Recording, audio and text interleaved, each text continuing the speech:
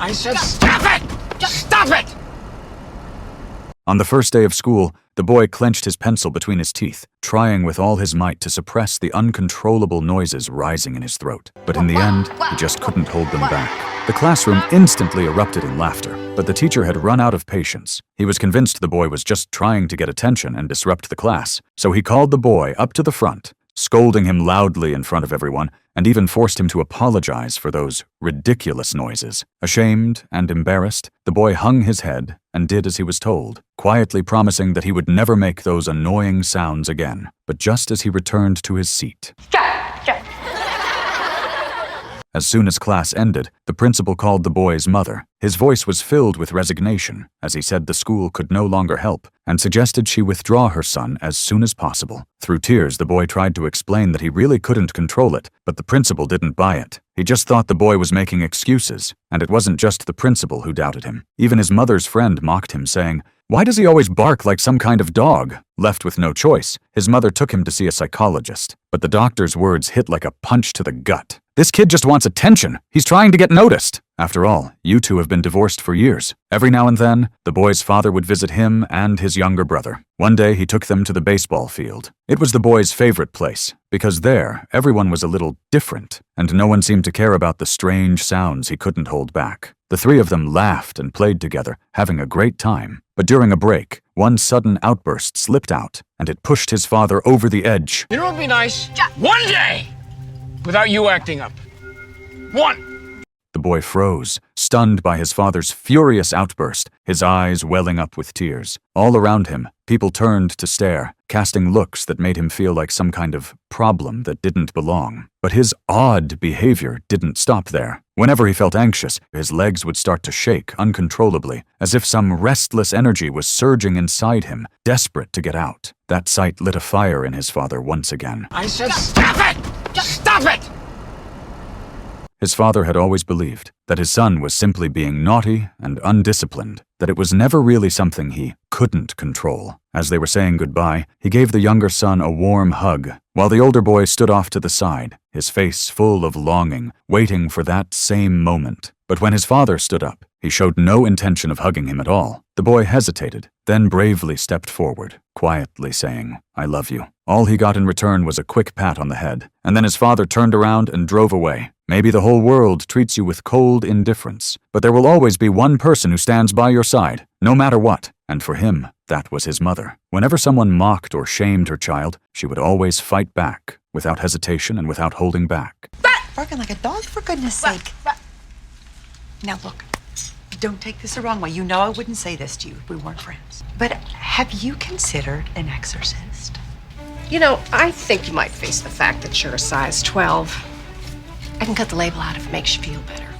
To uncover the real cause behind her son's strange outbursts, his mother went to the library and pored over countless medical books. At last, in a thick medical journal, she stumbled upon a rare neurological disorder called Tourette syndrome. This condition causes the brain to send out faulty signals, making it impossible for those affected to fully control their words and actions, leading to involuntary movements and sounds. Clutching this discovery, she rushed into the psychologist's office. The doctor, while admitting his earlier misdiagnosis, also delivered a crushing truth. There was no known cure for this disorder. At that moment, the mother couldn't hold it in anymore. She broke down in tears right then and there, because this meant her son would have to battle both his condition and the world's misunderstanding for the rest of his life. But what no one saw coming was that this boy, so wrongly judged by doctors, would go on to create a miracle that once seemed impossible and more astonishing still. This wasn't fiction. It was a true story. He wasn't born with any special talents, had no stroke of luck, no privileged background to lean on. What he did have was relentless pain that most people couldn't endure, and a will so strong it refused to bend, no matter what. The boy's name was Bard. When he first learned about his condition, he immediately called his father, wanting to explain that he was never trying to misbehave. Hearing his son's words, his father finally realized he had misunderstood him all these years. Tears of guilt welled up quietly in his eyes, followed quickly by a deeper fear. Worry about what kind of life his son would face. To help Bard better understand his condition, his mother took him to a Tourette support group, hoping he could draw some hope and strength from others' stories. There, some people rolled their eyes uncontrollably, Others had violent facial tics, and everyone had movements that were hard for outsiders to understand. It was only then that Bard truly saw. To others, this was how he looked, but the mutual encouragement his mother had hoped for never came. The people there mostly talked about society's prejudice and rejection. Some hadn't left their homes in years. Others had been placed in special schools. Every word they spoke seemed to reinforce one label, incapable. Seeing how steeped in negativity the environment was, his mother didn't hesitate. She got up and walked out with her son. With an unyielding spirit and a refusal to back down, I'm really so sorry that I brought you there, honey. Let's just forget this. I don't want to forget this, Mom. These people let Tourette's win. I'm never gonna do that. Bard made it all the way to middle school. But in this new environment, surrounded by new classmates, the mocking glances and whispered ridicule continued. He didn't talk back. He simply endured it in silence. To avoid disturbing others during lessons, he volunteered to move his seat to the very back of the classroom, turned his back to the class, and forced those uncontrollable noises back down his throat. Yet even with that effort, his teacher still couldn't accept it and kicked him out of class in front of everyone. And that moment was witnessed by the school principal. Bard's heart sank. He braced himself, certain he was about to get another lecture. But to his surprise, the principal didn't scold him. Instead, he gently asked, "What do you think is the purpose of school?" Bard was caught off guard, completely speechless. Then the principal extended an unexpected invitation. He wanted Bard to attend the school concert that afternoon. Panic washed over Bard as he shook his head. Terrified his outbursts would ruin the entire performance, but the principal wouldn't take no for an answer. So Bard reluctantly agreed to go. And sure enough, just as he feared, his vocal tics interrupted the show more than once,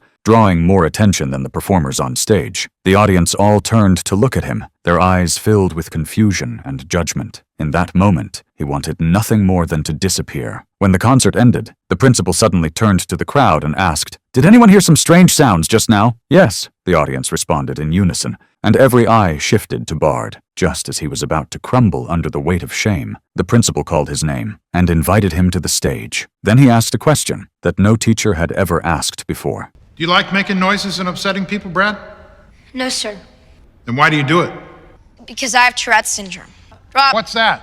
Bard gathered his courage and spoke, his voice soft but steady. He said that whenever he got nervous, things only got worse. Those strange outbursts were completely beyond his control. But if people would stop staring at him like he was a freak, if they could just stop mocking or blaming him, he might feel more at ease, and maybe even stay quiet for a while. As his words faded, the room fell into silence. Everyone sat still, as if realizing for the first time what he had truly been going through. The principal didn't interrupt him. Instead, he gently asked another question. Well, why can't you just get cured? There isn't any cure. What can we do? And I mean everyone in this school. What can we do to help you, Brad? I just want to be treated like everybody else. Joe, give me some. Bard slowly stepped down from the stage, still letting out those involuntary sounds he couldn't control. But this time, what greeted him wasn't judgment or ridicule. It was a wave of genuine applause. All his classmates stood up, clapping and cheering for him. And in that applause, there was no pity, only respect. For the first time, Bard truly felt what it meant to be understood. For the first time, he didn't have to apologize for being different. He turned his head toward the man who had changed his entire life with just a few simple words, the principal. And in that moment, he finally understood. The purpose of school was never just about teaching lessons from a book. It was about helping kids become who they really are. That is the power of education. And it was on that very day that Bard made a promise to himself someday he would become a teacher too, someone just like the one who once stood by him, patient, kind, and unwavering.